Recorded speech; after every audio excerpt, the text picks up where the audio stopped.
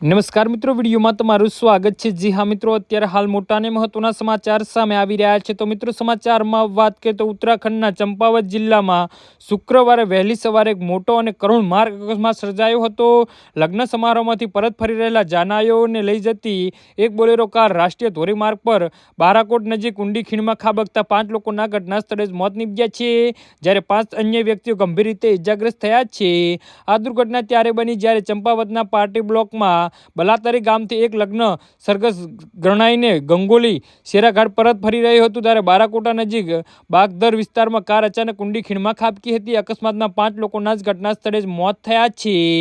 કારમાં સવાર ડ્રાઈવર દિવિત પાંડે સહિત ધીરજ ઉમયાલ, રાજેશ જોશી, ચેતન ચોમ્બે, એનપી રામદત્ત ગંભીર રીતે ઇજાગ્રસ્ત થયા છે। તેમને લોહાઘાટ સબ જિલ્લા હોસ્પિટલમાં દાખલ કરવામાં આવ્યા છે।